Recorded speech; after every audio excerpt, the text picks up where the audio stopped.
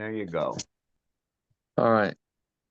So we're going to make a little video here talking about this issue of birth rights and citizens and anchor babies and the whole 9 yards, because there's a lot of people that are going to be confused and not knowing what's going on with a lot of things they're hearing.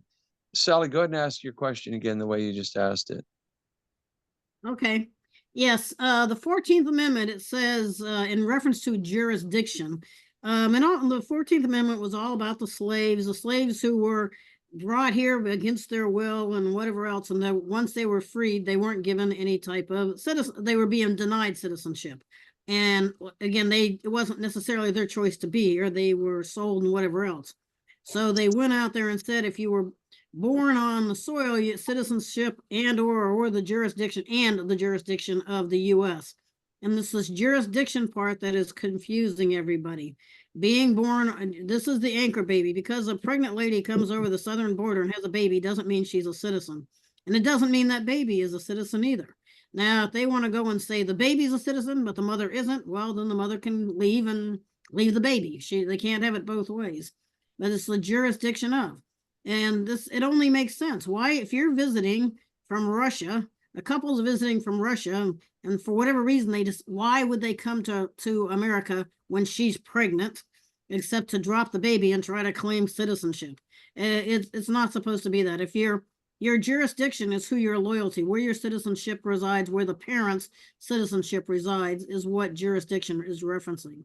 And that's where the confusion gets in. And that's, as I mentioned earlier, Marco Rubio, his parents were Cubans.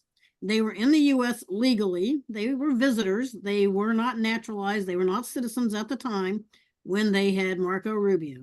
And they've always claimed that he's a citizen because he was born on U.S. soil. He wasn't really truly a citizen by the intent of what the 14th Amendment is. And later on, years later, his parents got naturalized. As far as I know, he never did. So he's really not technically an American by the 14th Amendment jurisdiction. Why would you allow people from all over the country to come here and have babies and think that converts them into Americans? It just doesn't make sense. And of course, the anchor babies that come over the border. So the clarification about jurisdiction based on the jurisdiction from the 14th Amendment. Right. So what we want to discuss with you here is that there's actually much more to it even than that. What you're discussing there and the issues you're bringing up, which is what most people is pretty much what the only thing that most people are going to even be aware of, because they're thinking in terms of 14th Amendment. They're thinking in terms of 14th Amendment citizenship. My son just a little while ago read the executive order from Trump, and he and I concur. It is spot on. He's absolutely going to win in the Supreme Court if the Supreme Court is upholding the Constitution, which is what their duty is to do. The bigger issue here is the fact that what we're doing at TAPS-PMA.com, which TAPS is TAPS, that's True American Posterity Sovereigns, -PMA Private Membership Association.com, is where we are now bringing to light something that has not been in the minds of the public for nearly 100 years now. And that is the fact that there are Americans living here on U.S. soil who are bloodline posterity. They have vested rights that go back to the founding fathers, and they alone have all rights, privileges, and immunities. They and they alone. And that's why the Naturalization Act of 1808 and Supreme Court findings were put forth to make the point that, hey, look, the founding fathers who were given sovereignty and given their nation, they knew they were going to be dead and gone in 20 or 30, 40 years. So they had to implement this act saying that anybody after this date of 1808, they can come here and they can be a 14th Amendment citizen, and they can have whatever rights or licensed privileges are granted to them by the federal government, but they are not the same as posterity. There's a difference. So there's actually kind of two realities when it comes to citizenship. there are state citizens, and those state citizens are posterity, directly related to the founding fathers and the colonials who founded this nation, who have all rights, privileges, and immunities. And our call is going out to them. They need to contact us through the site taps-pma.org or .com and join our meetings, get in touch with us, give us a phone call so we can let you know that, hey, you are a sovereign. This thing that's been going in these movements with David Lester Straight and Anna von Reitz and all these people out there talking about how they're sovereigns or sovereign citizens is all goggly gook. It's baloney. The only sovereigns are the birthright posterity in this nation, and they don't even know it. And we're waking them up to that. The 14th Amendment citizenship is where Trump is doing his work on saying that you can't just come in here and have a baby and be, a U.S. citizen because you were born here. But my son was he lost his train of thought. We'll come back to what he was going to say. But he read the entire Trump order, executive order, and we concur as posterity, as U.S., rather as state citizens in the Republic of the United States of America, that what he's endeavoring to do is good on two fronts. See, what's going to happen is when people say, oh, he's trying to do away with birthright citizenship, that would not apply to posterity because they are locked in. They have all rights, privileges, and immunities, and they're in the Republic. It has nothing to do with them. So doing away with birthright citizenship. Illegal aliens coming over here thinking that they're going to have a child. Right. Is intended, right, to minimize or negate altogether these people just coming over and thinking they can have babies here, anchor babies that would become citizens. That's the intent of it. And I'm pretty sure, right, Josh, when you read that, it stipulated in there that it does not. Nothing in this order shall be construed to abridge the privileges of or the citizenship of other. Right. Yeah, right. Nothing in it will be construed to, adversely affect, lawful citizens, whether they're 14th Amendment citizens or posterity. So any thoughts or questions on that so far? Well, the posterity part is obviously going to be the people, what most people don't think anything of, a sovereign citizen. I've been dealing with that to some degree over the years as well. What is a sovereign citizen versus a American citizen, natural born? We can't even figure out what a natural born citizen is for the presidency when it comes right down to it. And many people can't seem to figure it out. So we have all these questions. What you're saying on the 14th Amendment is the same thing I was saying. It's intent. The whole reason was when all the slaves were here, and they may or may not have had their parents here or wherever else, who knows. But they were granted citizenship by the very fact they had been here and were under the jurisdiction of the U.S. in that scenario, and been totally to stop, as you said, stop the anchor babies and the other stuff. But if you go to the letter of the law, I don't see how you could truly say that Marco Rubio was an American citizen. He's never been naturalized, but he was born here. And that's true. Of course, that was true with good old Harris, cackling Harris, and many others. In the Constitution, like Article 1 or 8 or 9, even to hold the position of office here, you have to be a citizen for X amount of years. I forget what the amount of years is, but in Article 1, just by having a citizenship here for X amount of years makes it legal for you to hold positions in office. Of course, they took the Constitution and turned it into their Constitution. It applies to the administrative state. But probably go ahead. Yeah, which goes back to the question of Obama's citizenship, because he had an American parent and a Kenyan parent, and typically the jurisdiction would go to the father. So in all likelihood, Obama isn't really a citizen. He definitely wasn't a natural born citizen, but he probably isn't even a citizen. And I think that's why he was hiding his college transcripts, because he didn't want it to say he was a foreign exchange student. Right, which is a good point you made, because like Grant had mentioned, the individual who attempted to bring him to federal court to test these issues his case was dismissed by the judge, and the judge dismissed the case for lack of standing. They did not have proper standing because this was a 14th Amendment citizen who went in there attempting to sue the president, who had limited immunity. So that man simply didn't have standing because a 14th Amendment citizen can't pull you into the court and, take you in on a case like that. However, somebody that was a state citizen who had proper standing would have been able to do so. And that hasn't been done yet. And that's the thing. And again, going back again, you mentioned it, Salary, again, that you've been dealing with it for years too. People have been confused.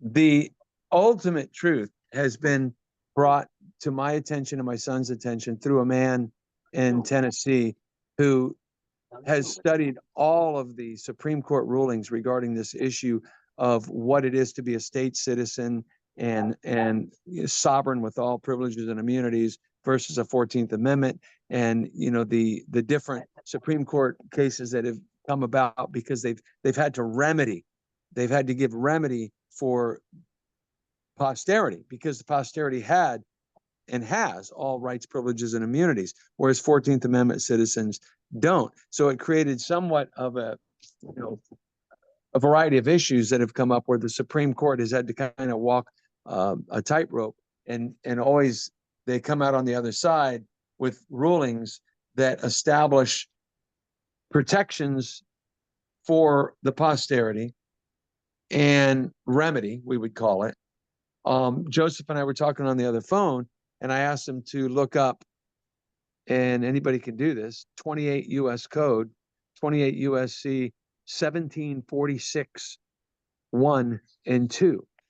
1746-1 is remedy for not just anybody, but for people in the Republic. Now, people in the Republic, I do need to make some clarity on some things. I've recently been conveying a statement to some people that you cannot re-inhabit the Republic lawfully unless you're posterity.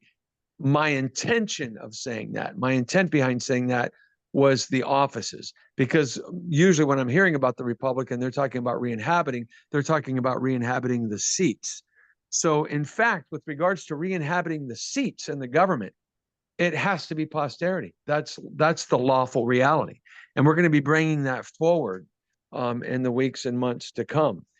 But that doesn't mean you can't just in general, anybody inhabit the Republic, because really anybody can say, hey, I want to be over here in the Republic. I don't want to be a 14th Amendment citizen anymore. And they would have to do essentially the David Straight thing of getting rid of their 14th Amendment citizenship.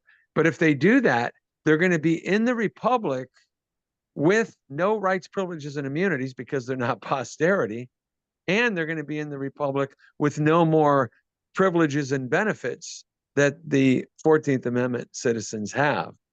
So this is a very interesting thing that's come to light that's going to really going to start turning some heads and making a lot of people possibly even being concerned, if not pissed off, that they've been listening to people like Anna von Reitz and David Straight and many other movements that are telling people to abolish or what's the word? How do they say it? To get rid of their 14th Amendment citizenship.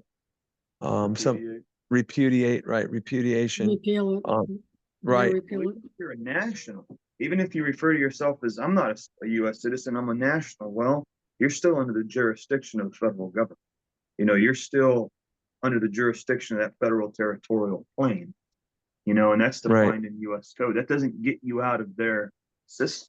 Right. And that's a good point too, because actually that's kind of more or less what David Straight does say. He talks about them becoming nationals, but if they become nationals, they are still under the jurisdiction of the federal.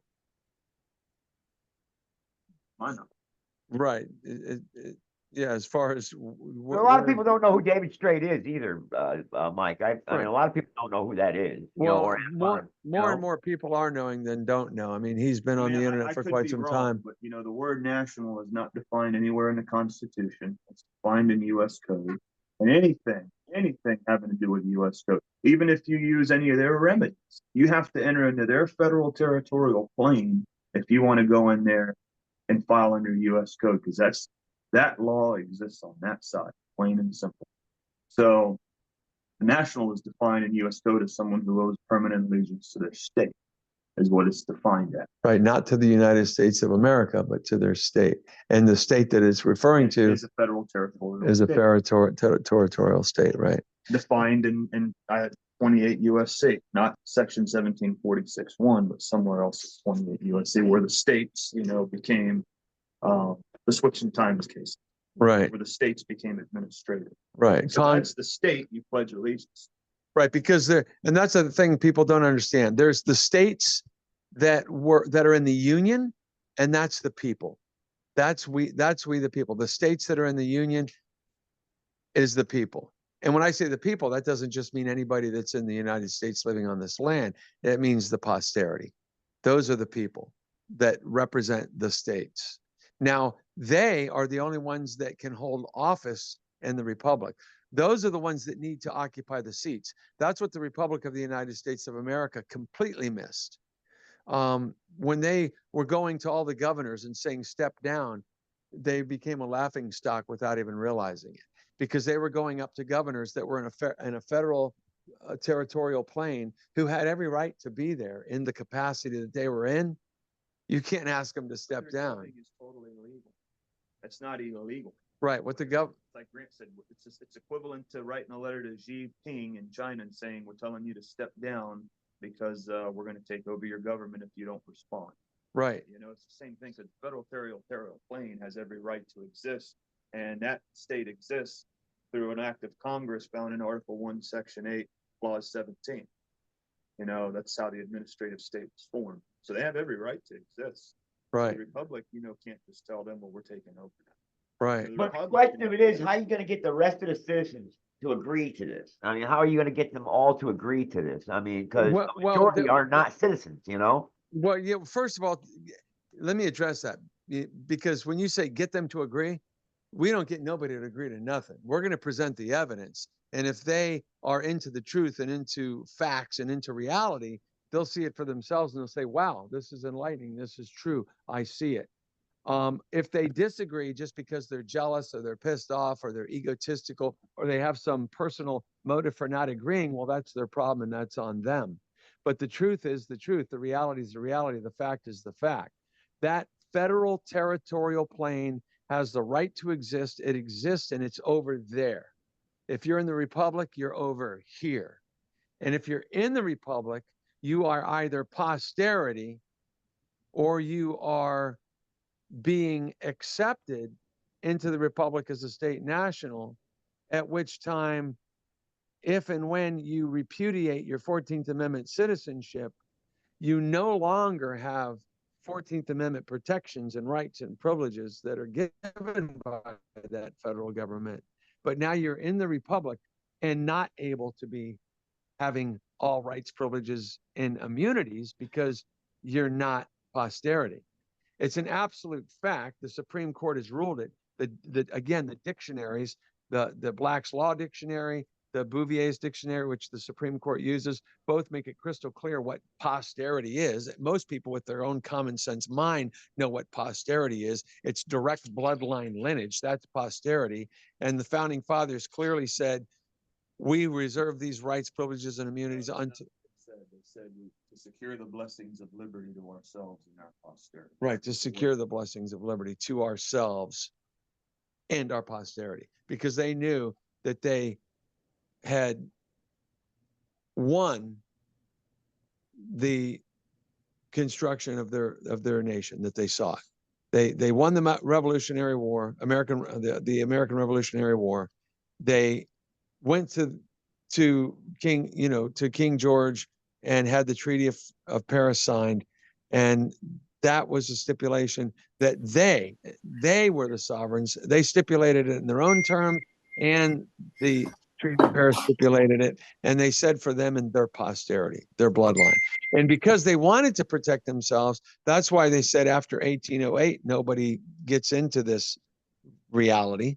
And the Supreme Court has ruled that posterity goes back a bloodline to the founding fathers of the nation. Now, that's in Supreme Court rulings and findings. I've seen them. I can't quote them off the top of my head, but as time goes on, we're going to be doing that. I'm not usually the one that is real good at memorizing and quoting Supreme Court cases. Our acquaintance in Tennessee is excellent at it. He's been doing it for decades. He quotes them off the top of his head. He's provided my son and I with the paperwork. We have it sitting here in front of us with all these Supreme Court cases. I'm digesting it slowly. I'm trying to get Adam in here now because Adam is really understandable about the Republic and the Constitution. I'm trying to get him on, and he said he's trying to get in. So, all right.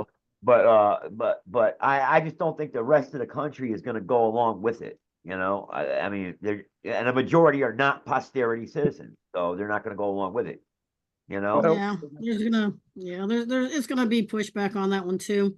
Real quick, I want to know what the Supreme Court cases are and the USC codes are. I don't know if you can post them in here or you're going to send it out or it's on your website.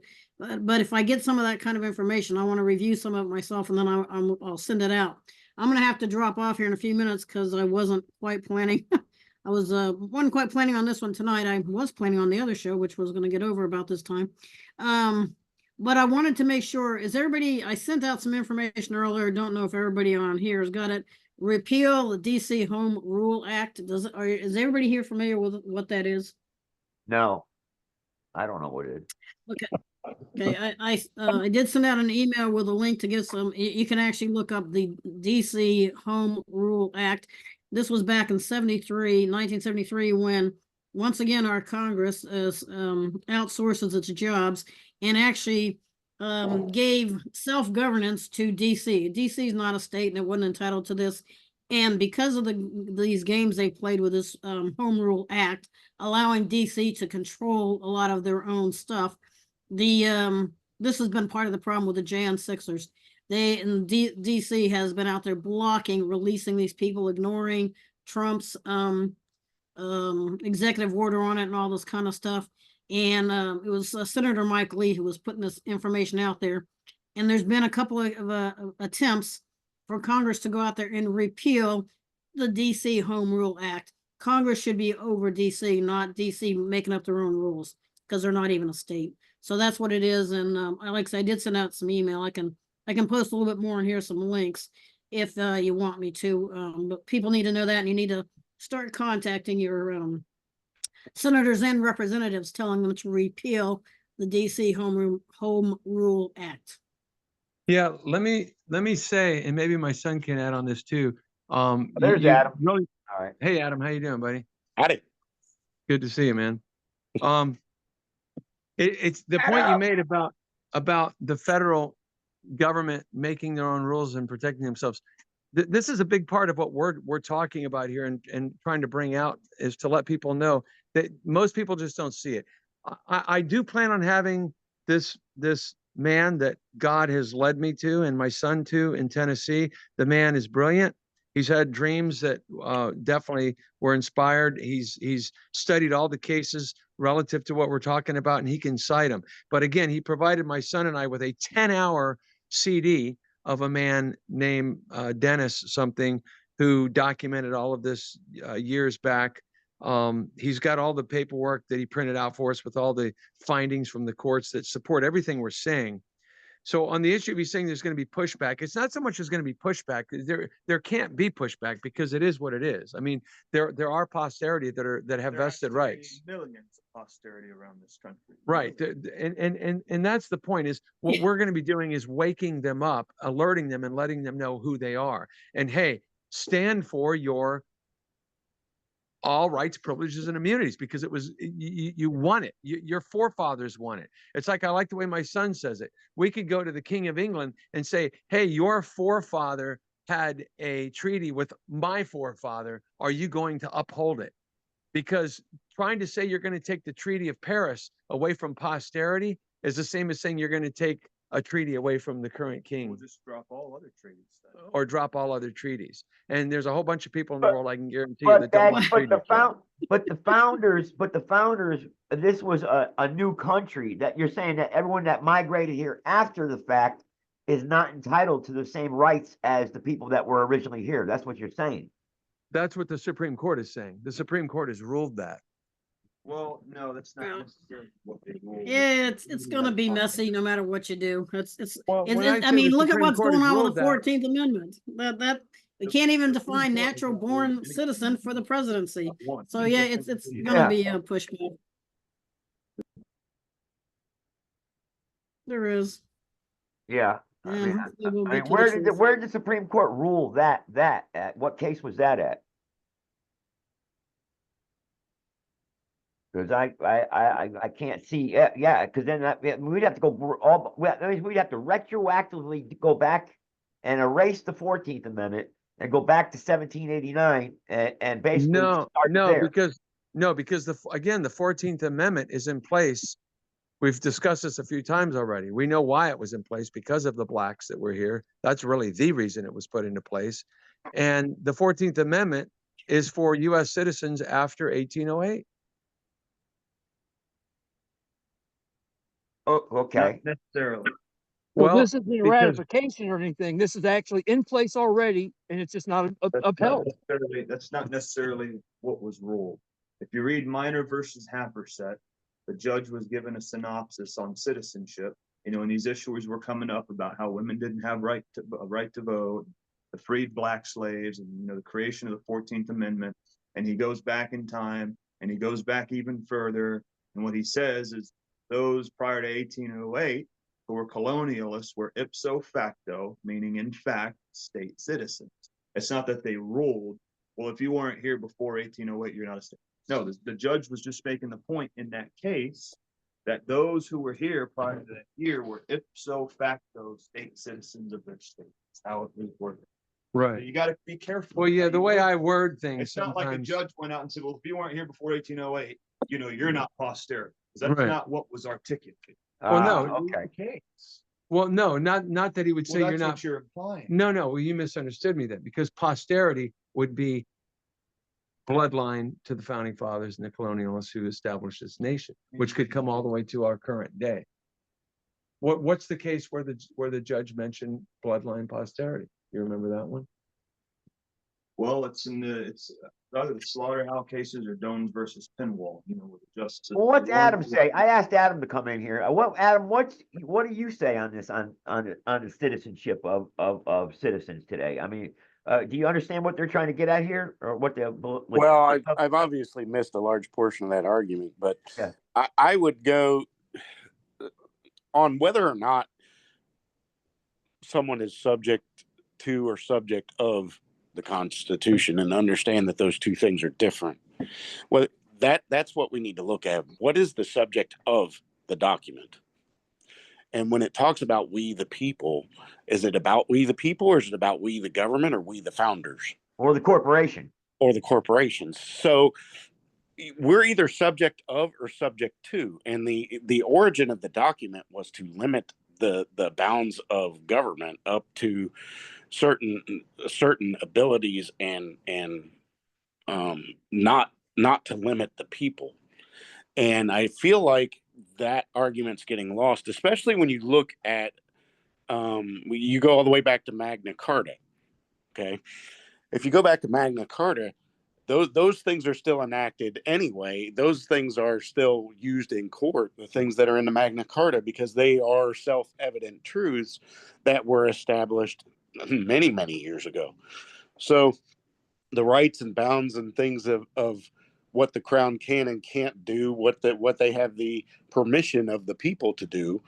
If the people asserted their will on the crown, then it would stand to reason that the founders, knowing their history and understanding that what it was they were attempting to do, would be to have written a document that was more along the lines of the Magna Carta to limit the absolute power of any government, whether it's a monarch or whether it was our Correct. constitutional republic.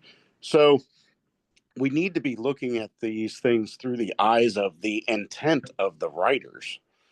Now, the idea, the 14th Amendment citizen thing, I absolutely, I don't believe that the 14th Amendment was properly ratified, and I think that worked to enslave the entire population.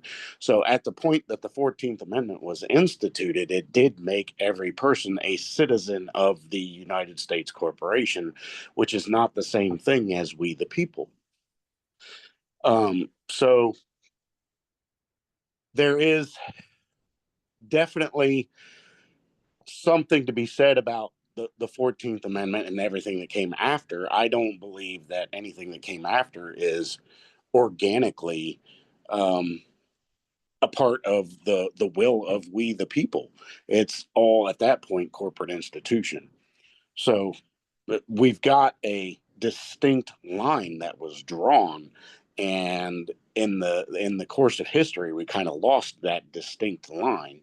But the original purpose was to, just like the Magna Carta's purpose, was to limit the ability of those who assume or presume authority to impose their absolute will against the people at large. And through those eyes, we have to interpret. I'll kind of leave it at that and see what you guys think about that. Yeah, and I concur with what everything Adam just said. But as far as interpreting the will of the Constitution, it was in Dones versus Pinwall, where the Supreme Court justice says, in order to interpret the will of the founding fathers, we must look at the preamble to the Constitution. And that was in Dones versus Pinwall. Well, and it says we the people, but I actually disagree with that. I think you got to look at the Declaration of Independence, the founding document. There would be no Constitution were there not a original Declaration of Independence, and the Declaration of Independence. So the Supreme Court being a self-entity created by the Constitution itself, where do they derive the authority to decide such things? That's a conflict of interest on their part. Yeah, that's a good point. You know, one of the things that's a little frustrating to me is, you know, everybody has a different way of, everybody has their different level of knowledge. Everybody has their different way of communicating. Sometimes I have a concept in my mind and then I speak words that might give somebody the wrong impression, or I'm not saying it right based on the way somebody else understands a Supreme Court case that they've read. This fella that my son and I know, I'm very anxious to get him on where everybody that's on here and everybody that will be able to listen to the CD can hear him, because he's a private man. He's not in the public like many of us have been willing to be, for a variety of reasons, and good reasons. But in theory, if the man came on right now, he would literally have everybody that's on this call and everybody that hears the video in another reality, understanding things very clearly, consistent with what, here I go again, what I would say, what I said on Joe's show the other night, is a bunch of people came over here, they fought, they gave their lives, they gave their blood, they died, they fought for their independence and their liberty and their sovereignty to have their nation.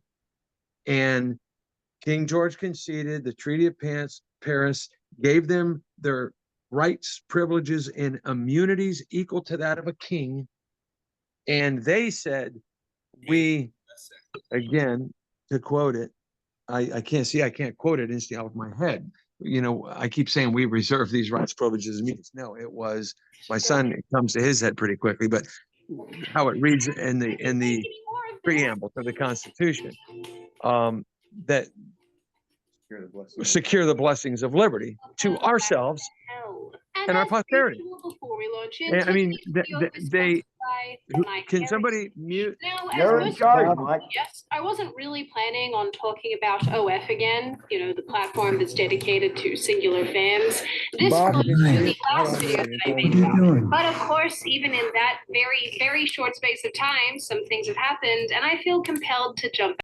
I'm trying to mute Bob and I just, Yeah, right there. there you right. go. Thank you. I don't know what happened there. Sorry. All right. Well, some Um, idiots are gonna jump in here, you know, that's, Right. you know. But So- go ahead, Mike.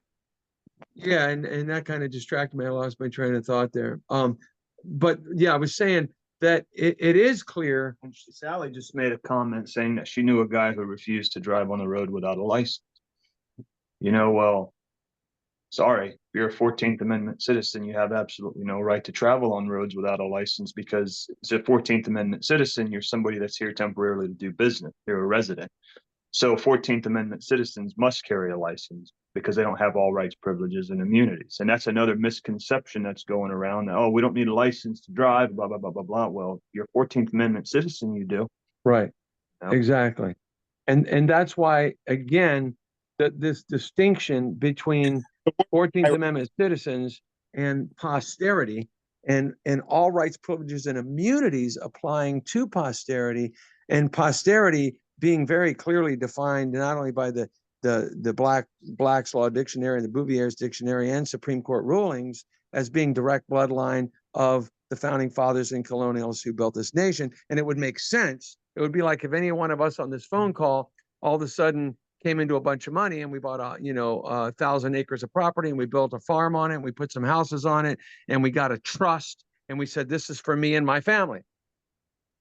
Can anybody make an argument that no, I have the right to go over there now and build on your property? No. So this nation was built by and for the founding fathers and Yeah, their but they don't posterity. own the entire nation, though. The land, They the do. land. They're the owners. So They are the owners. They're the here's- owners. Here's what I would say to what you just said.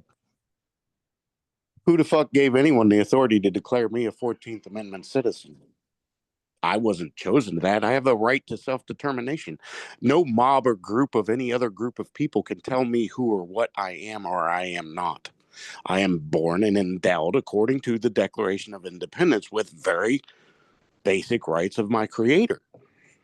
And that's why we overthrew the fucking crown. So, no, I'm not a 14th Amendment citizen and I don't need a license. They don't get to determine that for me. I didn't agree to that. Right.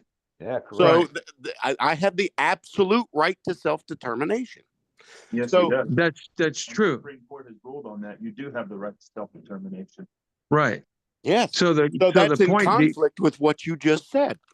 no, not at all. What we said Okay. was that a 14th Amendment citizen does have to have a license if you're a 14th Amendment citizen. If you're in that federal territorial plane acting as, and you are a 14th Amendment citizen, you have to have a license.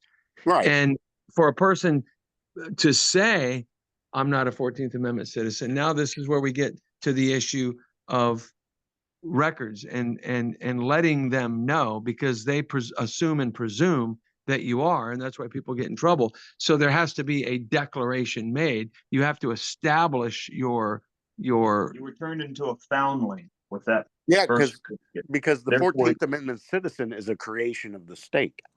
right. Yeah, Right. but So you're you have saying to that- simply, But you're also saying, though, we have to have direct relation to the founding fathers. That means if my grandfather is from Ireland and he came over here in 1869, I'm not entitled to that posterity. Well, no, because all of we, the people, have the right to life, liberty, and the pursuit of happiness. All, every person, every man and woman, and Endowed child, by our creator, yeah. endowed by your What creator. happens when we're born and our mother signs the birth certificate? Where does that put us at as status wise then? Does it change anything at all? Now at a certain age, or, being an adult, you don't want to be in this jurisdiction or whichever way you wanted to choose to go. But as from birth, you're predetermined because your mother signs that paperwork, I would Right. think. They Is hand that you correct? over, they hand you over the state and they're creating the person on behalf of the state as a witness. Yes. Yeah. and this is where I wish that my friend was on the phone right now, because Yeah. he has a very good way of stating that you can how was it? I was talking to him earlier today and he made the case very clear. Well, can't you get him on the That- phone right now, Mike? Can't you get him on the phone? We can hear him. I asked him if he would come on tonight and he said he was taking his grandson out. Oh, So I did just send him a text and I said, please call me if you can, but he probably didn't even get the text. He hasn't Well- responded. Yeah, he might be a Yeah. good to talk to. I mean, I don't disagree with what you're saying outright. I mean, I understand where you're going with the 14th Amendment citizen stuff, and I agree that a 14th Amendment citizen has absolutely no rights. Because Right. And the they're court, state. and I'm sorry, I was going to say that there's a lot of Supreme Court cases that were dealing with that were trying to resolve the conflict on the fact that there are posterity that are a bloodline lineage who have all rights, privileges, and immunities.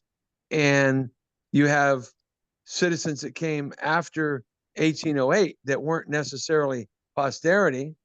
And then you have 14th Amendment citizens, any Tom, Dick, or Harry, or Jane, or Sally that just comes in to the country and becomes a U.S. citizen.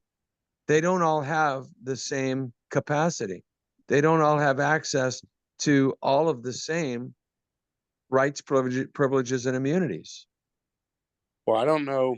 Like, I saw a thing and I haven't had a chance to look to see if it was actually true or not, but Donald Trump supposedly posted something about the Magna Carta and rising up with the 25 lords that will take over the land if the monarch was destroying the rights and enshrined in the Magna Carta. Now, I would say that beyond the posterity of the founders and those who were here to colonize and settle these lands, you've got that you can go all the way back to anyone of European descent who already made an agreement with the lords and kings of the day, and that agreement still stands as well. They tried to do the Treaty of Verona, where they tried to incorporate all of that and revoke the Magna Carta as well. It always seems to be there's some institutionalized method to trying to get around an individual's rights. yeah. They never cease to try to do that, but at the same time, so if we looked at those things, the Treaty of Verona and the Magna Carta, all anyone under European descent is still subject to those rights that were enshrined even then, where the monarch did not have any absolute power to do anything he wanted. It's so when we're talking about the posterity of the founders and moving forward from the time that they wrote the Constitution, those kinds of strict interpretations of that, the Supreme Court, the Supreme Court being a creature created by the Constitution itself, they don't have the authority to decide what their authority is to decide. Like they can't your creation doesn't have the ability to self-determination. The Supreme Court doesn't get to do that. So Well, we I talked would about rule- I earlier, would Mike rule brought that up a good point that if the Supreme Court isn't even established yet, anything that goes back to the crown, and that's actually where this goes back to, like you were saying about the Magna Carta and the Verona, then if they're honoring those, they must honor these, or they have to, if they're going to do one, or let's say disavow one of them, they got to disavow them all, don't they? Yes, you got to go all the way back. Yes. Right. And we could fuck around and go all the way back to Rome. I mean, it's just, at what point do we stop? They either honor their agreements or they don't. It has been well established that government only exists by the will and the consent of the governed, and it goes back before the Constitution. Just like the militias existed before the Constitution, before the government of the United States, they pre-existed. So you can't have a Supreme Court ruling on what militia is, because the militia existed before the Constitution and before the Supreme Court. it doesn't make sense that we hand that over and let them define the terms by which the militia allowed them to exist. Man, I wish Hey, we- Mike, how many people do you think in lineage have actually, did that guy talk about anything where there's a number in the population that he has a roundabout figure that actually, how would I say this? They could dig these up and prove through documentation who they are, and are there, quite a few of them, or is there not many, or they don't know? There's probably, there's millions of people in this country whose Yeah. bloodlines go back to Oh, the, yeah. to the founding fathers. This ties into a whole nother subject as to why they've gotten young men in this country to fight wars, World War II and the Civil War, and constantly trying to get young American men in this country to go to war, because your enemy has a plot to get rid of you and eliminate posterity. That's a just good one point. many- Yeah, and of course that ties in with even deeper Well, what's the definition of person in the Constitution? Person or citizen? What's the definition? the definition of Yeah. person. What are we? A person or a citizen? A Yes. person is an agnomen which has no legal relations or blood ties. It's an artificial person, right? That's what it's an agnomen. Posterity is a cognomen. So essentially, a person is defined in Black's law, a little bit more articulately than I'm telling you, but it's an artificial construct. Agreed. A person is just a legal entity. It's a Yeah. paper. And that can constitute any legal entity. It's a creation of man. See, I know that one of the things that our buddy would be saying here is that, And to add to Joseph's point earlier about, well, what if my granddad was from Ireland, came over in 1689? Well, a lot of people ain't gonna like to hear this, but it's the truth. The founders, the framers of this country intended for European white migration to come into this country. They had an intention to build a white country. So people that came here, at that era or afterward, their state citizenship rights were essentially usurped. And that bad people, the enemy infiltrated this country a long time ago. Well, the This people. went in. Yeah. Well, What's the that, people. Dave? Go ahead. I'm sorry. What were you gonna say?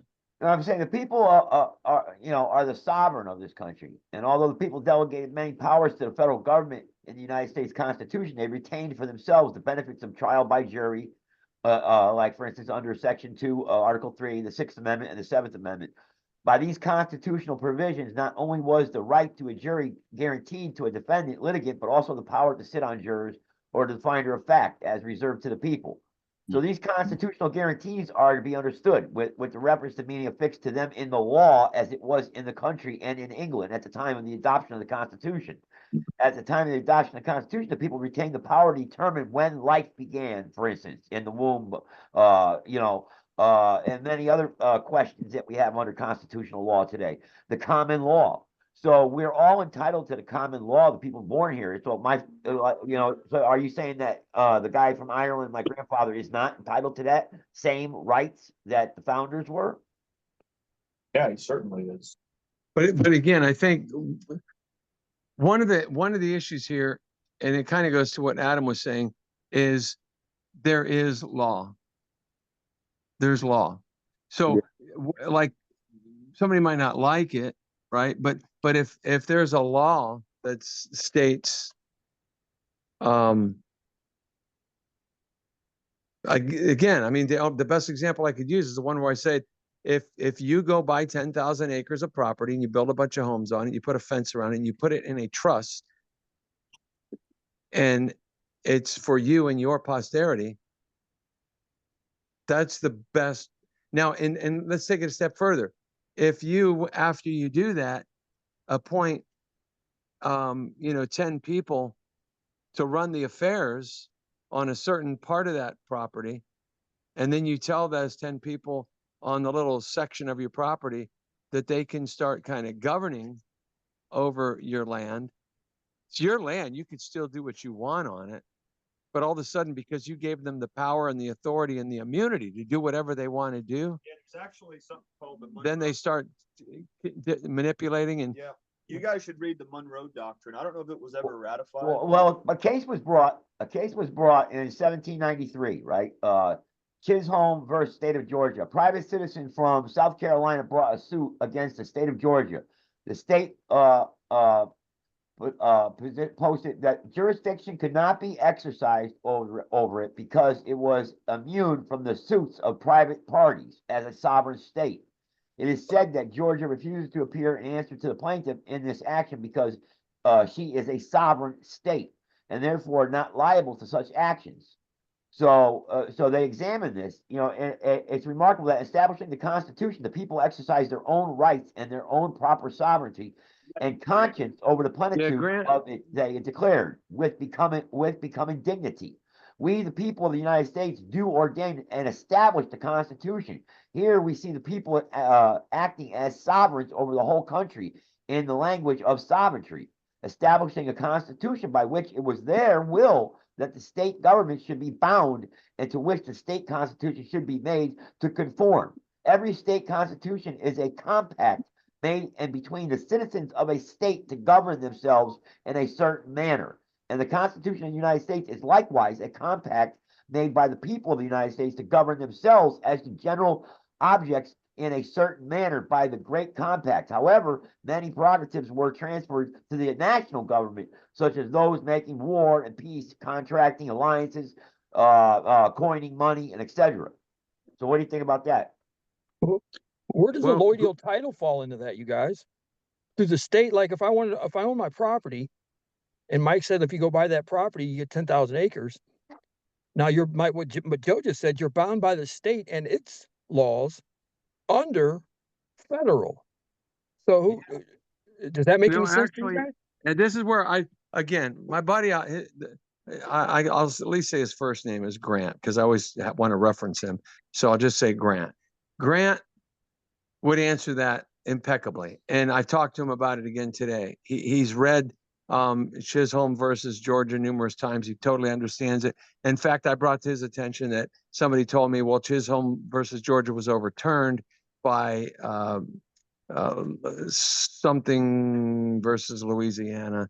I forgot what it was, but he said that same day, I called him later. He says, yeah, I read it. That had nothing to do with the sovereignty issue of the people. And he gets into this other case that's relative to it about how the Supreme Court has ruled that there is no distinction between the people and the state. And there is a difference between the state as in the people. There's no distinction between the people and the state in the republic, in the union. The union states are the people.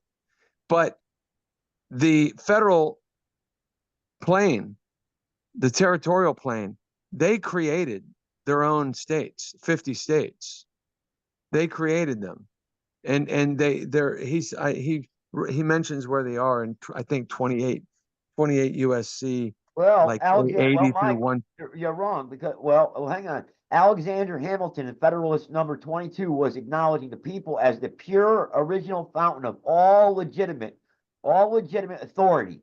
Okay, so they are separate. They're sovereign. Right, but I'm just saying that the Supreme Court ruled that there's no distinction between the people and the state. The state, in other words, the state is the people in the original sense of the word. That's the state, the people. It's not like this. What makes this confusing, even, and I'm still navigating through it too. It's hard for people to grasp. This I grasp. I can't recite all the cases and codes. I'm working on that. But I grasp clearly that there is two planes of jurisdiction. And this was talked about in what are called the switching times cases. And it started back in 1935 or 37, when Franklin D. Roosevelt said, we're going to substitute reality for the appearance of reality, or we're going to substitute the appearance of reality for reality. And that's when they did their switching times, where they said, now we're going to create states in a federal territorial plane, because And he believes it was unconstitutional for them to do that, but it was never challenged. And that's why a lot of times people like David Straight will talk about a federal overlay. There's the states, the union, the original, the people, but then there's this federal territorial plane because the people gave them that 10-mile square of Washington, gave it to them. They are immune there. They're their own sovereign entity. They can do what they want. In fact, it's that 10-mile square called Washington, D.C. that is the corporation that is owned by the Crown of England. And they're acting as the government over all of the people here in America. And this is why the Supreme Court has made so many of the rulings to clarify this issue about a 14th Amendment citizen, which was put in place by that federal territorial plane for the reasons it was put in place to give, certain rights and limited licensed privileges to 14th Amendment citizens, to anybody. The blacks were given citizenship. They give citizenship to whoever they want. Obviously, we see them right now today. They're letting people come across the border, and then they're just making citizens out of them. Join the U.S. Navy, stay in for 2 years, and we'll make you a U.S. citizen. They're giving people all kinds of incentive to become U.S. citizens. Essentially, they're building their army. That's their army. Because the more people they can get from around the world that know nothing at all about our history, nothing at all about our Constitution, our Bill of Rights, our laws, God, Christianity, the Bible. Well, the Supreme Court, Mike, in our legal tradition, facts in a court of law are determined by juries and not by the judiciary. Okay. So, well, that has nothing to do with what we're saying yeah, here. because the ancient right of the people was explicitly claimed in the Magna Carta, like no freeman shall be taken or imprisoned or exiled or in any way destroyed, nor will or his property, nor will go upon him or send him upon or decided upon except by lawful judgment of his peers by the law of the land. So that means therefore the Supreme Court is a judiciary body. They're not not juries. Only a jury. I just feel bad that I couldn't get him on the call tonight, especially since Adam is on here. But, I understand. Adam, next time I either. put out one of these, get on, because I might not even do it again until I know Grant can come on, because there's a lot of me like, I don't even know what to say. I can't quote things. This guy is so good at it. He's been doing it his whole life, and he just knows them, and he's putting it in context with law. That's the point. What the Supreme Court has ruled to uphold law. So the law is the law. Anybody can claim, "Oh, I'm a sovereign." You're right. But hang on. But like Adam said, we hold these truths to be self-evident, that all men are created equal, that they are endowed by their Creator with certain unalienable rights, that among them are life, liberty, pursuit of happiness. There's no Supreme Court gets to decide this and take that away and decides who gets this and who gets that. Right, but keep reading in this country. But you stopped reading it. Keep reading it. Oh, okay. That among these are life, liberty, pursuit of happiness, that so secure these rights, governments are instituted among men, deriving their just powers from the consent of the governed. That whenever any form of government becomes destructive, that these ends, it is the right of the people to alter or to abolish it, and to institute new government, laying its foundations on such principles and organizing its powers in such form as to them shall seem most likely to affect their safety and happiness. I mean, you want me to carry on? Yeah, keep going. The history of the present King of Great Britain is a history of repeated injuries and usurpations. Wait, were you reading the preamble? I thought you were reading the preamble of the Constitution. Well, that's where it ends right there. So they only read part of it. Yeah. That the people can overthrow. It is not just their right, but their duty to overthrow such governments.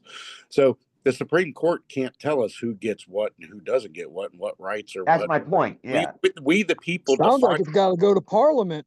I love. Well, right. We murdered all of those who were serving the Parliament, so it's not.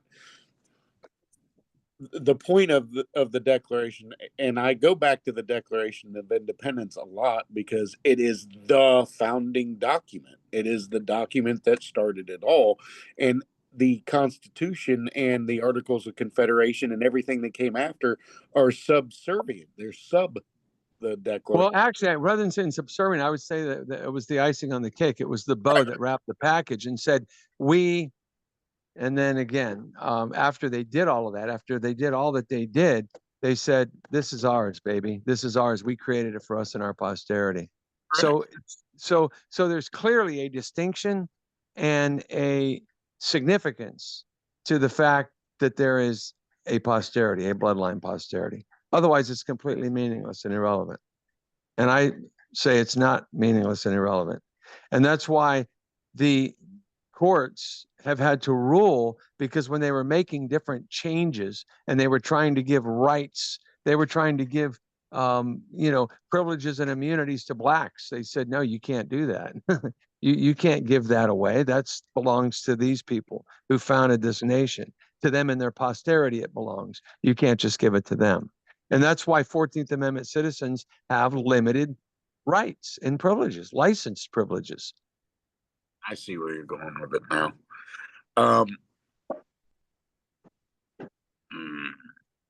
Again, Grant would do a 100% better job than me of even making the point. He's very, it's amazing. I mean, you know how when you're hearing somebody and they're so right, it makes you start like laughing, like bubbling up with like laughter. You like lose control, like, oh man, he's got it so down. It's like amazing. And again, I sat at his table with my son. He's got this beautiful estate on a river up there on the side of a mountain in Tennessee. Beautiful place. He's a great guy. He's married. He's a godly man. He's a intelligent man. He's got a couple of degrees. He's just a super person, and he's very low key. He's not about being in the public. But for years, he's been doing this and trying to, make sense of it all.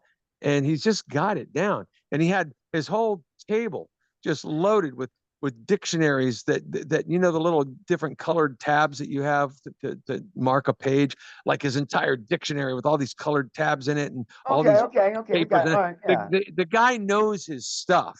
And he gave a great bundle of stuff to my son, who's done remarkable over the last couple of years.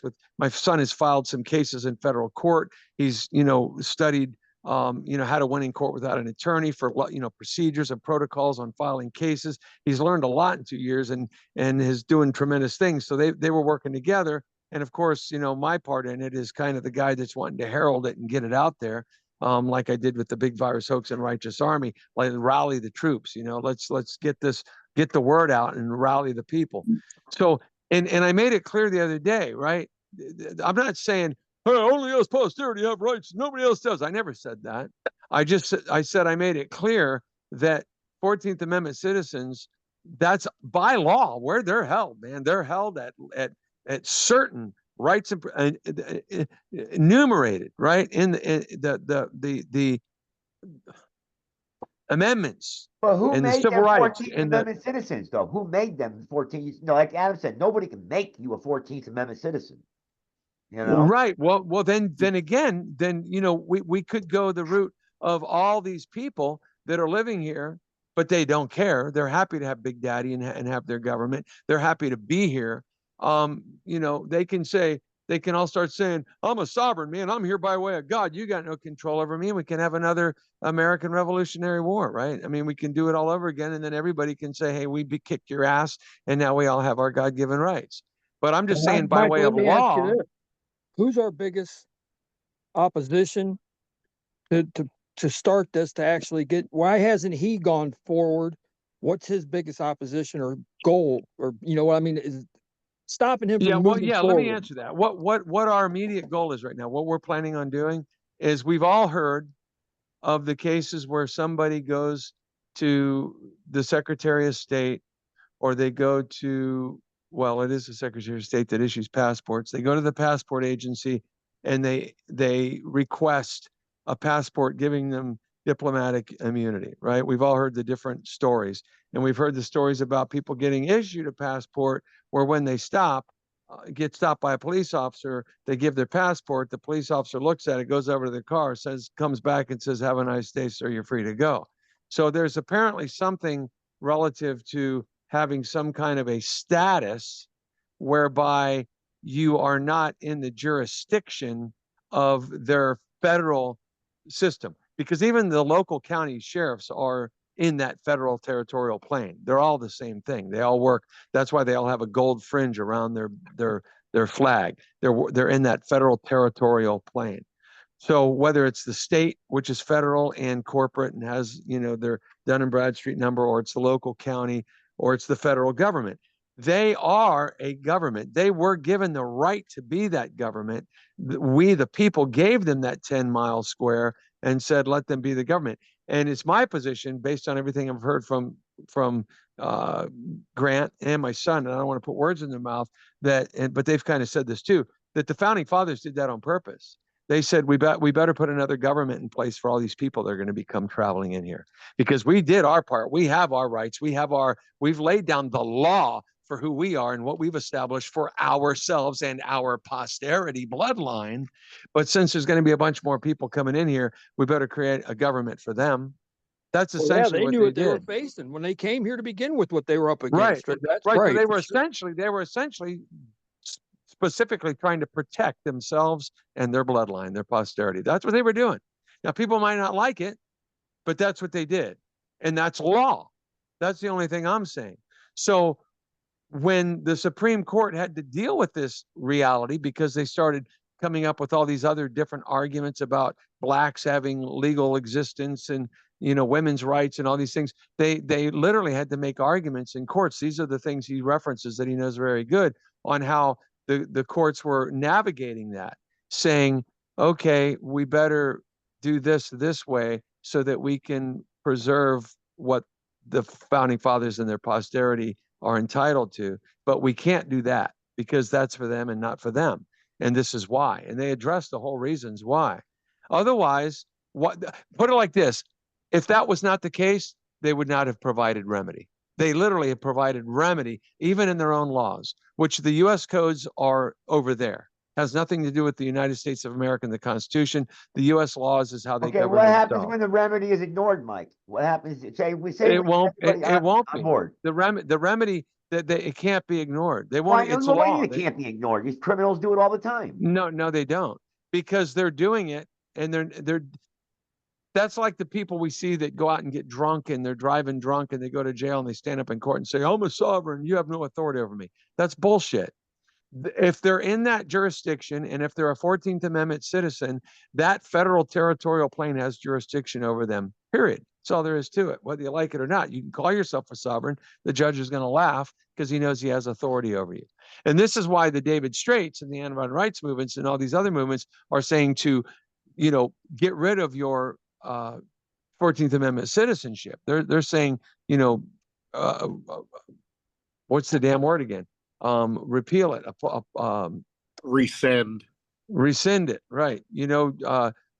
No more 14th Amendment citizenship.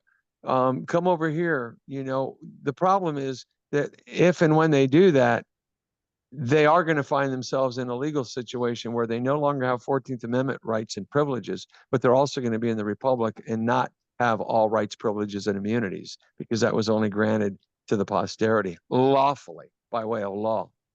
So they can be in the Republic and they can have, they'll certainly have more liberties, more freedoms. They'll have their freedoms, but I guess this is a discussion again to wait for Grant. Well, gee, what are we saying that the founding fathers and their bloodline have that nobody else has? I mean, that would be the crux of the question. All I'm saying right now is that by law, by way of law, lawfully, the courts have had to rule that there's a bloodline posterity that goes to the founding fathers and there's 14th Amendment citizens. And they're doing that based on that federal territorial plane, which, by the way, the Supreme Court takes two oaths. They take an oath to the Constitution for the United States of America, and they take an oath to the United States. It's two different planes. It's two different jurisdictions. It's two different realities. That goes to the switching times cases, where the judge was saying literally there's two realities existing at the same point in time. Now, how do you make it where people can be in one or the other, or can traverse in both? And how do we protect the legal relations between a 14th Amendment citizen and over here? And how do we protect the legal relations between somebody over here that's posterity, that's in the Republic, and the legal relations to 14th Amendment citizenry? And I believe this is where the answer is coming back to me a little bit, is that the posterity will, by way of proving their posterity, they will be acknowledged in that federal territorial plane. They will be granted, okay, here's your remedy. So that remedy is not going to apply to somebody that's not posterity. The remedy will not apply. A 14th Amendment citizen can say, you know, I don't need to have a driver's license. The Supreme Court has ruled it, that I don't need to have a driver's license to drive. And that may be one case, which I'll have to look into that, and I'll talk to Grant about it. You know, is that one of the cases where the Supreme Court acknowledged that anybody and everybody, no matter who they are, if they are not a 14th Amendment citizen, that therefore they're a sovereign, they have the right to travel? Maybe it is. I don't know. You know, that again, that would become a big question of, well, gee, what then do posterity have that nobody else has? Does posterity, has it been brought up that nobody has given up that actual, you know, signed away that right to this fucking corporation that we have, you know, that we're looking at something that looks good on paper, but yet it could have been forfeited. Right, I see your point. In other words, was there something that happened along the way where they forfeited it and said, we give up this posterity stuff? Right. Has that happened, you think, or well, no? To my knowledge, no. And on that note, they'll say that was done away with the switching times cases, which Harry S. Truman ratified. But when Harry S. Truman did the New Deal, well, it was Franklin Delano Roosevelt who initiated the New Deal. Harry S. Truman is the one that completed it, but he did it while Congress was not in session. So technically it's not even, because he did that act with Congress not even. Man, we need to go back a long ways and have a lot of accountabilities, all I gotta say. Damn. That's true. But I was going to say, they would not be providing remedy. Otherwise, why would they provide remedy? Why would they say in why would they have 28 USC 1746(1), which says when you're taking an oath in the United States, you have to swear under penalty of perjury that you are in accordance with all the laws of the United States of America. And then in 1746(2), when you're taking an oath for the United States, you have to affirm you're telling the truth because you're in the United States. You're either in the United States, which is a federal territorial plane, and they have the right to be there. That's why one of the points, Adam, that my son and I were making earlier with regards to the Republic, right, was that it's kind of a laughable that the Republic back in 2010 was going around to governors and saying, step down. No, they had no right to do that. Those governors are legitimate in that territorial plane, in that federal territorial plane. They exist. You can't go over and tell them to step down. They exist. That whole thing is there because we gave it to them. What the Republic needed to do is simply say, hey, we see you have your territorial plane there, and it appears you're not honoring all rights, privileges, and immunities of the posterity.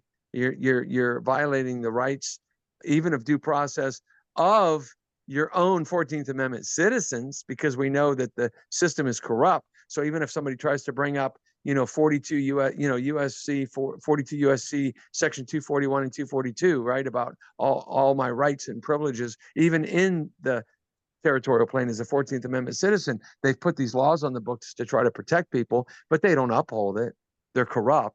So it's we, the people that are posterity, are the ones that have the biggest chance, the greatest chance of being able to do those words that it says about, abolishing the government. What if Like a they don't 14th Amendment citizen. Mike? What if they don't 14th Amendment citizens. posterity? 14th Amendment citizens are not going to abolish the government, period.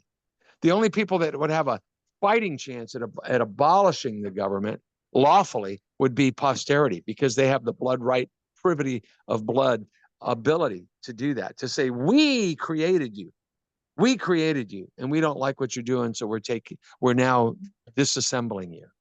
What do you They think could do about that, that. Adam? I don't think it would just, I don't think they would recognize Uh, it. So I think I know where he's going, Yeah. and I won't discount what he's saying as far as how the courts are viewing it. I know. So what he's literally talking about two different dimensional, like if you want to think of it, there's two dimensions that we're operating in. We're operating as the 14th Amendment citizen, or you're operating as the Republic. They both coexist in the same exact space.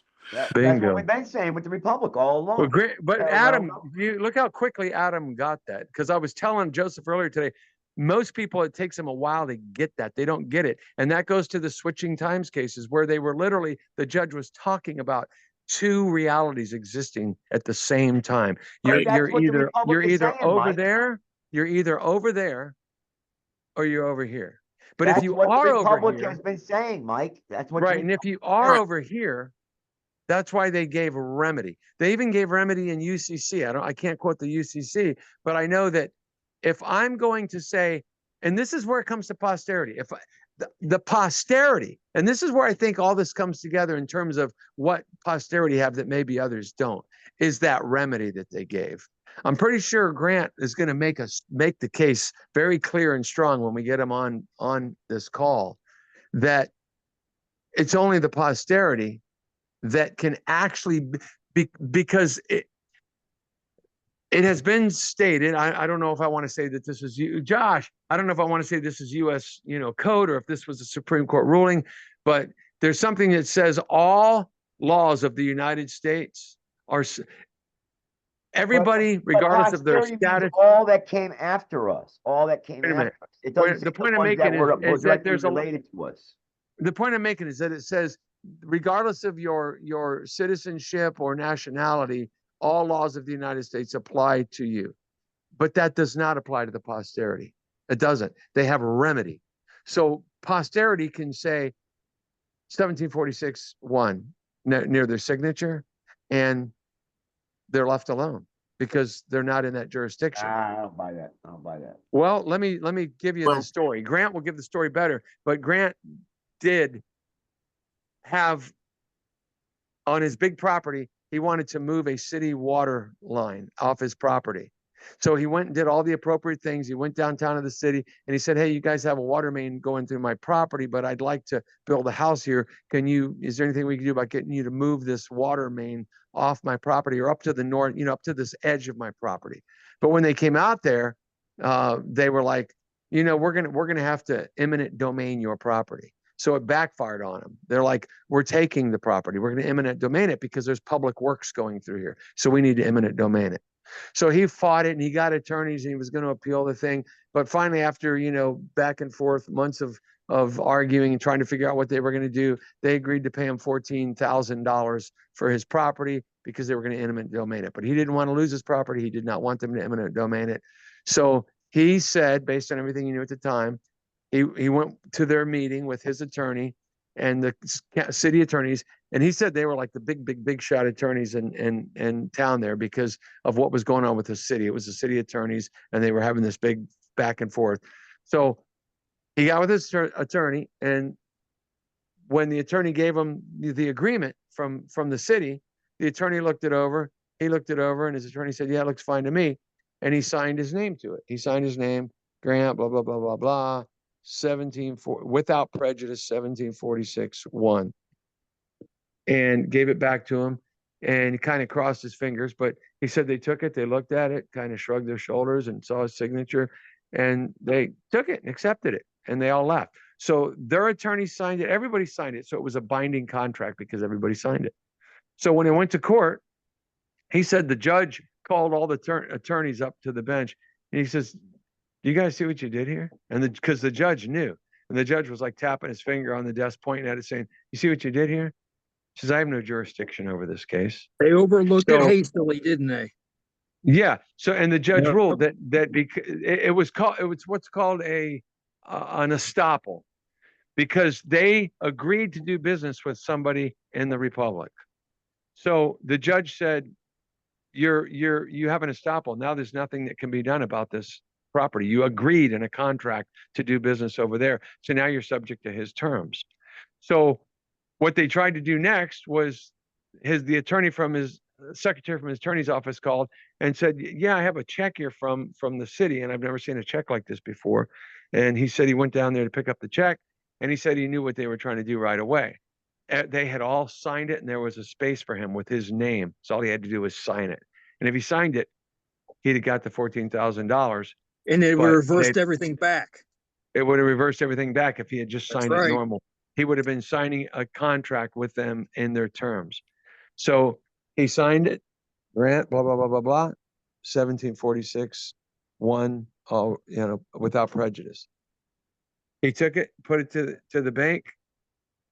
And oh, by the way, that meant that because they were dealing with him in the Republic, he figured out what $14,000 would be in real money, according to real money in the Constitution of the Republic. In silver, it would have been $340,000 that they owed him for the property. They would have had to pay him $340,000. So he put the check in his bank account. The check cleared. He had $14,000 cash, and they never took the property. They never came and got the property. Oh, and because they didn't enter into doing business with him in that jurisdiction where he did that code. Unbelievable. Yeah. And then he gave another example of a guy that he was working with, that he was helping to file some cases in a federal court, who this guy shot out his girlfriend's tires car. So he didn't hurt anybody, but he got in an argument or something. And I think this is the guy. Hey, Josh, was it the guy Dennis who did all the paperwork that was the one that shot the tires out? Yeah. Right. So this guy Dennis, who really, where Grant got most of his information was from this guy. This guy wrote an incredible amount of papers on all of this with the Supreme Court rulings and everything, and put it all together. It's a big part of where he got his information. This guy got into an argument with his girlfriend or his brother's girlfriend, whatever, got the shotgun and blew her tires out. So the police came, they put him in jail. Well, he articulated himself in court so well that the judge said, I can't argue with you. I accept your status and I acknowledge who you are in the Republic. I acknowledge that. I accept that. You're a free liberal, a free man in the Republic, and I have no jurisdiction over you. But since you were violent, we can't just let you out on the streets. So I'm going to take you into custody until your, what do they call it? Ambassador. Ambassador, thank you. Until your ambassador comes to get you. So he got kind of screwed over, and he died in jail. He wasn't. He wasn't in for too long, but they basically kind of threw it back at him, like, okay, we don't have jurisdiction over you, because he made the case so clear that they said, okay, we can't do nothing, but we're going to hold you until when your ambassador gets here, that you can, they can take you away. But he was sick or something, but he ended up dying when he was in jail. But he's the one that wrote a great deal of this information that Greg's familiar with. So then this other guy he was working with went to Bank of America, I think it was, he said, to open a bank account, and tried to open the bank account, with this 1746-1, I'm in the Republic on his signature, and Bank of America would not open the bank account for him. And then he went and got his passport, and he got a diplomatic passport because he did all the right paperwork with all the stuff, that he needed to do, and got it where it was a diplomatic passport showing that he was, again, in accordance with the 1746-1, which means you're without the United States, not within the United States, and went back to the bank with that passport, and they opened the bank account for him. So he was literally opening the bank account with them as a foreigner, which foreigners can do. I mean, my ex-wife was from Venezuela, and she opened bank accounts, at Bank of America and Citibank and Wells Fargo, because they're like global banks anyway, obviously world banks all over the place. So there's clearly things that are going on that, the big question becomes, and again, Grant has answers to this. I just can't regurgitate it, but I bubble laughing when I'm talking to him because he's got it down so well, and it just makes so much sense. And I would, Joseph just hasn't spoken to him enough. I had him on the phone with us a couple of times, and I think Joseph pretty much got it while we were on the phone. Joseph went away without really having any questions, but if he was on the line, when I can get him on the line, man, he'll resolve a lot of the questions anybody might have. And we need to do that. I plan on doing that. I didn't expect this call to go this long, but right now we're just kind of all rehashing, throwing our thoughts out there on these issues. I wanted to do that anyway, so that people have the gist of what we're talking about, because when we do get Grant on, it's just going to be the icing of the cake.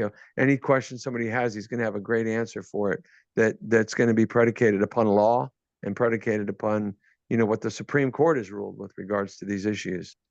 But I've sat at his table a couple times, met with the man. I'm kind of the guy where when I hear things, I can discern. Like I hear this from this person and this from that person and this from that person and this from that person. And my mind just kind of puts it all together, and I can see what's right and what's not, what's true and what's not. And what he's saying is spot on. It's 100%. That's why I created the website. And what I wrote on that website, on that homepage, is absolutely 100% accurate. It can't be defeated. It's true. It's foolproof. It's just now we're going to be putting in the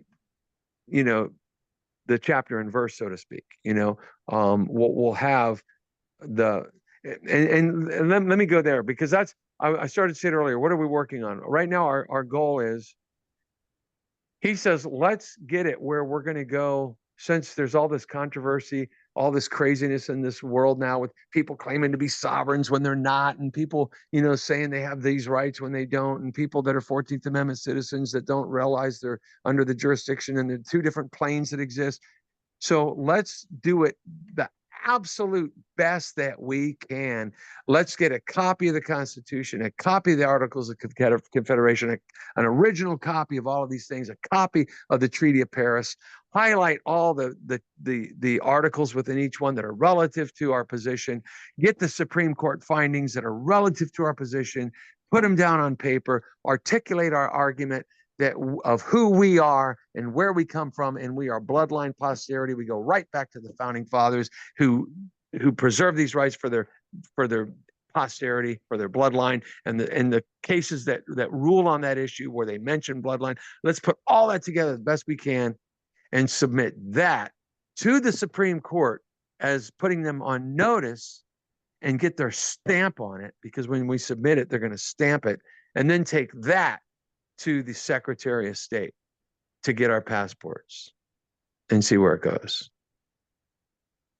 Because when we do get our diplomatic passports based on that reality of what we're entitled to, because he is posterity and my son and I are posterity, we're going to now be able to bring up controversies directly with the Supreme Court. Because that's another thing, the Supreme Court, if you're a posterity going back to the birthright bloodline lineage, you have direct access to the Supreme Court. You do not go, pardon? I actually agree with that specifically, because there's only one lawful court. Right, exactly. So that's the approach we're taking right now. My son is going to be doing right now, he's still gathering information. He's reading all the stuff that Grant gave him. My son was already familiar with a lot because of everything he's done. He's already filed several federal court cases in the last year against the Miami-Dade County attorneys, and he kicked their ass. It was freaking awesome, based on land patents and owning some land out in the Everglades. But he's doing a great job. He studied, how to win in court without an attorney, and learned all about procedures and how to file properly in both the local courts and the federal courts. So he's got a good bunch of stuff under his belt. And now with all this information Grant's given him, he's going to be articulating all of this, and he's really good at articulating, especially in writing. And then, we'll meet with Grant at his house, and go over it, refine it, go over, with other people as well, which is why I want to have some of these, conferences with him, get other people's insights. Although he's got it, man, he's got it down. He really does. And then we're going to put that package together, get the Supreme Court to stamp it, send it, submit it to the Secretary of State for our passports. And that will give us actually the ability. Put it like this. My son made a point earlier. I don't know if you were on the phone, Adam, yet, but the guy that brought up the case against Obama's birth certificate with the Supreme Court, his case was dismissed for lack of standing because he was a 14th Amendment citizen. And this guy Grant says it's been a long time since a posterity, authentic bloodline founding father posterity has gone into the Supreme Court with a controversy. So it's going to be real fun when we can start doing that. And that's our purpose, is to start bringing up controversies. The other part of that, not just going into the Supreme Court, but you should be able to address the Congress with remonstrance directly. Yep, absolutely, brother. I'm really looking forward to getting him on the phone with you, Adam. As you know, you're at the top of my go-to list.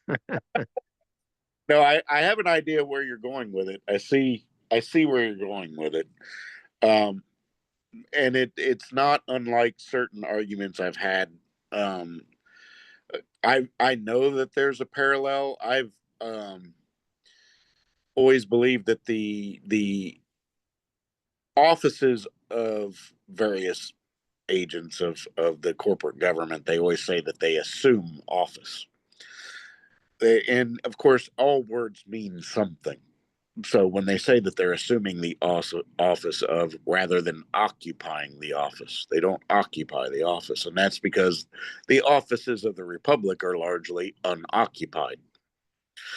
And so I know that the Republic does stand in parallel in existence, but just largely suspended.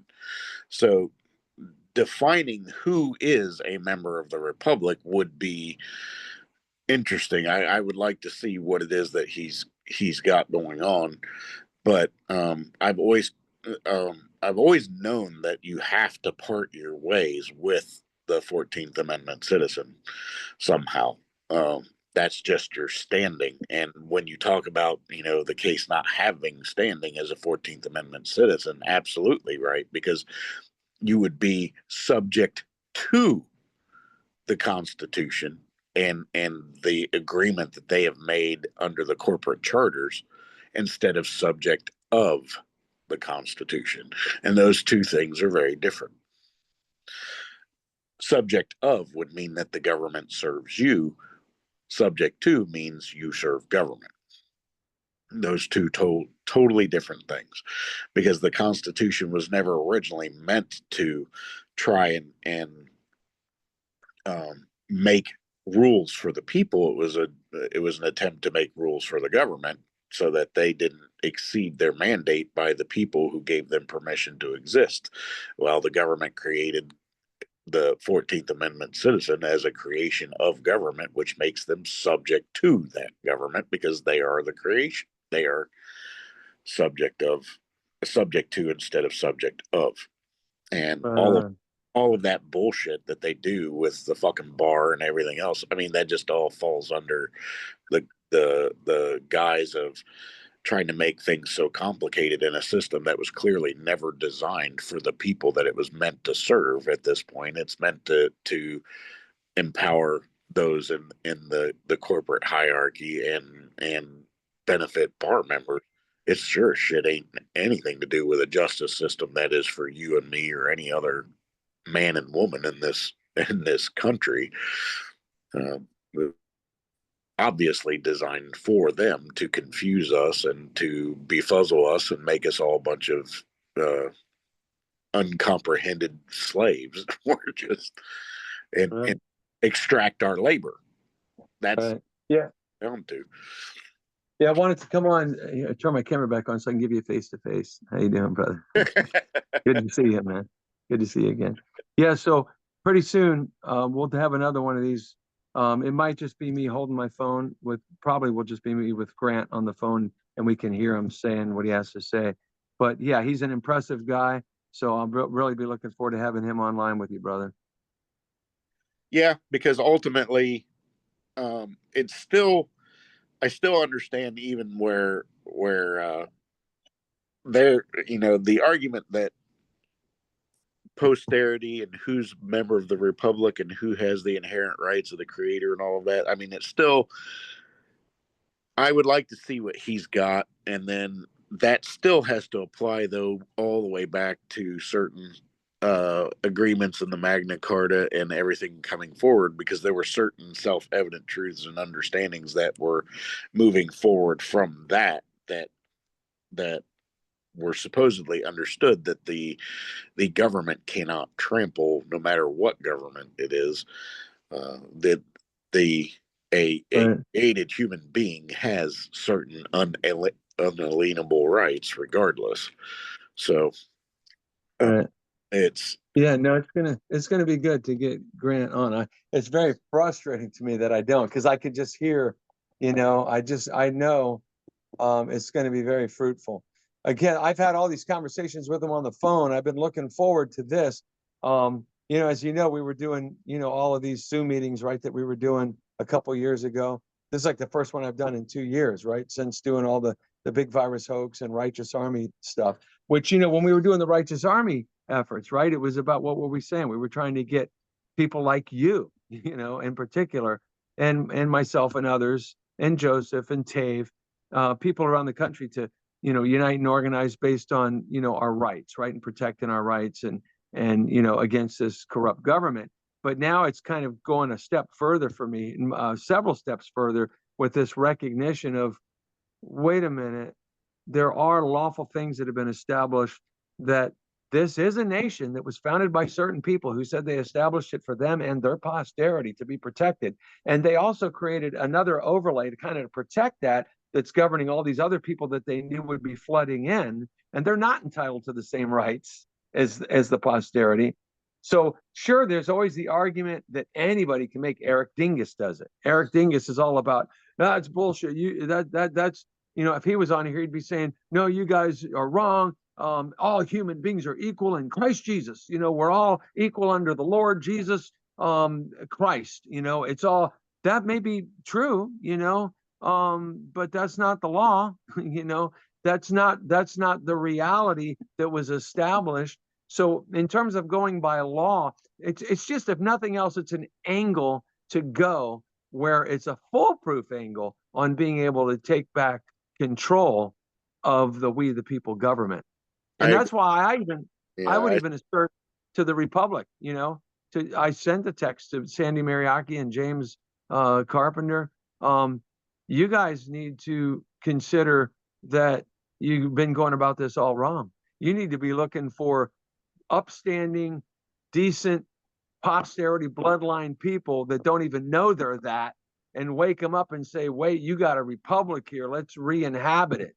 And according to Grant, I talked to him about this today, and he said his position is, that only the posterity would be able to re-inhabit the seats, the political seats of that government. And I would concur with that. Now, anybody can be in the republic, sure. A person could say, hey, I'm going to be over here, not over there.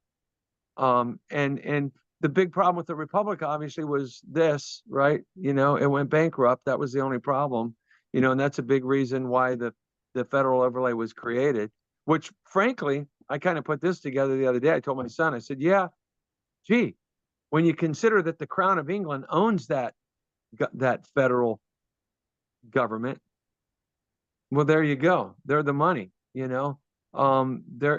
comes back to the money, but they still preserved their rights for the founders and their posterity. So if essentially 14th Amendment citizens are subjects of the king, we keep talking about it as subjects of that federal jurisdiction, but that federal jurisdiction, the crown is subject to the Vatican.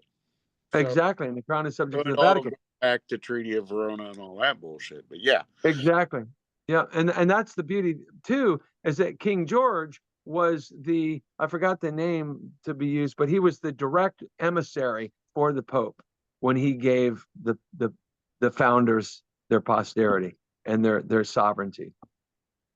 So bloodline posterity are by law equal to a king with sovereignty. Interesting. I would definitely be interested in seeing that. And to me, in my mind, that doesn't necessarily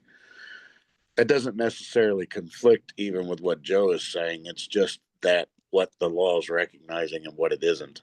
So Right. I get where you guys are going with it. So Yeah. I would be interested to see what he's got for sure. Yep. All right, man. Well, we'll let it go at this. We've already gone too long, but Okay. next, I'll be sure to, the next one I do, I'm going to make sure I can have him on, brother. Right on. God bless you, man. Have a great night. Everybody else on here too. God bless. Thanks for coming on, and have a great night. Yep. And I. All right. Good night. See ya. See ya.